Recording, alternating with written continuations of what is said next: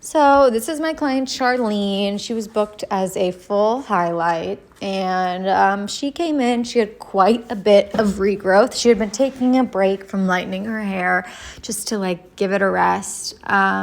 We both kind of felt like it was just like a little drabby, you know, like the blonde just wasn't blonding and it was pretty solid on the top. There was nothing connecting it through the bottom. So the goal was to add intentional pops of blonde all over so that she feels brighter and blonder, but still very lived in, and it'll grow out nice and soft because she's just not really like a big maintenance girl. So I also decided to add some lowlights in there because there was just like the whole like top layer of her hair was just like a one solid color. There was no really dimension throughout there. So I just felt like anything isn't really going to pop, you know. Next, you know, you need contrast. So you need lights and darks and highs and lows. So I'm just going in. I'm doing a classic little full highlight air touch type ordeal with Blonde Me 20 volume, I think. Could have been 7. Could have been 7, could have been 20, could have been half and half. Bet you it was. Probably half and half 7, half 20. Yeah, and so I'm just going through. My lightener right here is like a little thick, and I just remember being like pissed off because it wasn't, look at that, it's like just too thick. So yeah, and I was just like already going, and I didn't feel like going back to make it thinner. Yeah, I know, annoying, right? But at some point I actually do. You'll see when it gets like more fluid. I'm a 1 to 2 girly, especially with Schwarzkopf.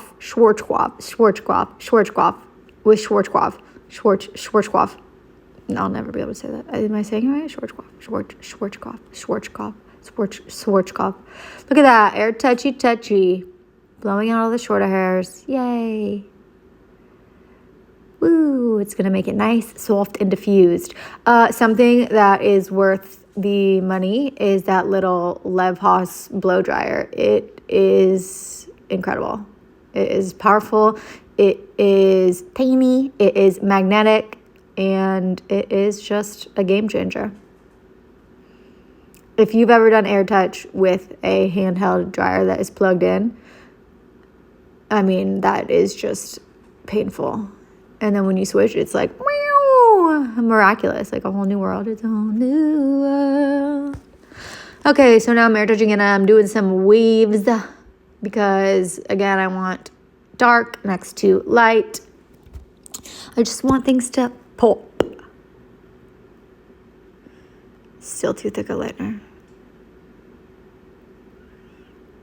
Ugh, that pissed me off. Crinkled up. I like to nicely and neatly fold my ends when I saturate them. I don't like to wrinkle them all up into a little ball. But it got stuck. Now we're going to do a little tippy outy so that we have some brightness underneath through the perimeter at the bottom. And just do a little feather way up there. Gorgeous. It's gonna be gorgeous. Fold that little bad boy up and then tuck him underneath. Like so. I'm just doing bricklay side, center up the whole back of her head. I am leaving some things out, like walls, you may call them, in between all the foils because I do want to maintain some of her natural dimension as well as blowing out the shorter hairs to create softness at the root. Yeah, that's what I'm doing. Lightener, still too thick. When am I going to go mix them in another bowl? I do it soon.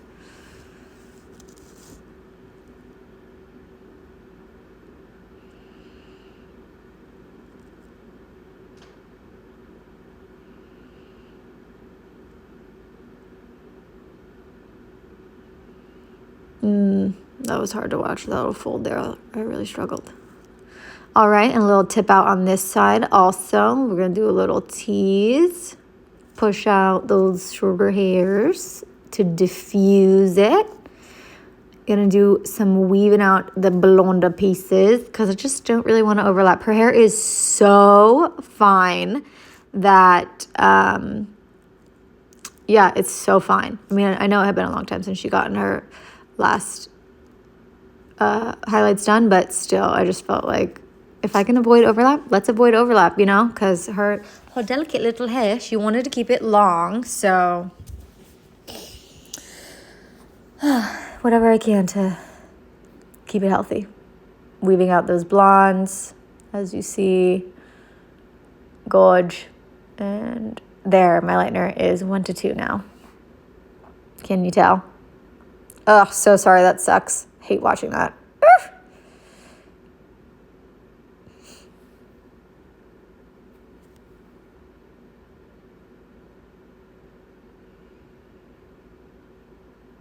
There go the blondes, and I'm gonna low light those.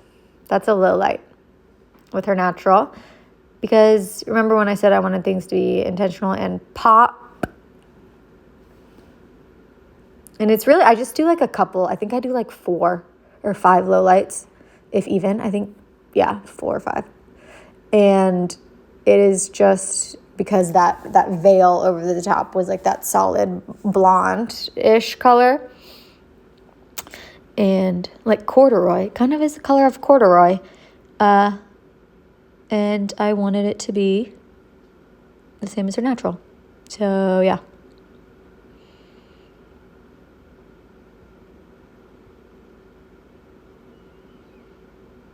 I don't know where I went. Oh, I'm getting more foils. Jeez, why did I not finish editing this? Ugh, I should have cut that. Must not have. Aw, boo. I have to go back and edit. Well, let me see if I can finish the voiceover. So I'm grabbing more foils. Lovely. Oh, done. Okay. So I guess I just finished that. And here we go. Oh, yeah, I haven't finished editing. Beautiful. Now, and then I toned her. I don't remember anything. I could look at my notes and see what I toned her with. Should I?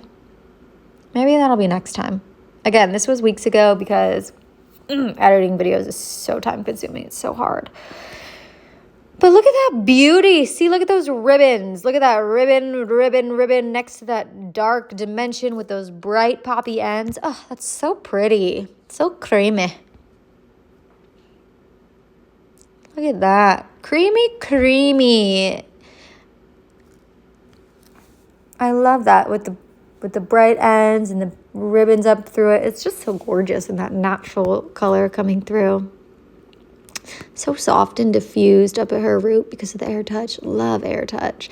And for sure, she was a good air toucher because her hair's so fine. And if I would have teased that whole thing, I would have cried because I had to brush out the tip outs. And, you know, some hair is just not meant to be teased. Looky, so pretty. Gorgeous. See that? It's just really nice. Really nice, really fresh.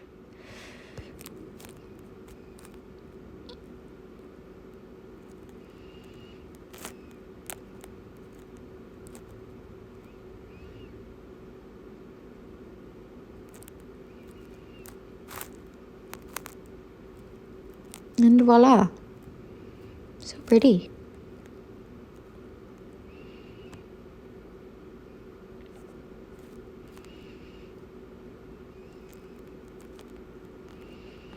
She didn't want a haircut, but I would have loved to give her a trim. Next time.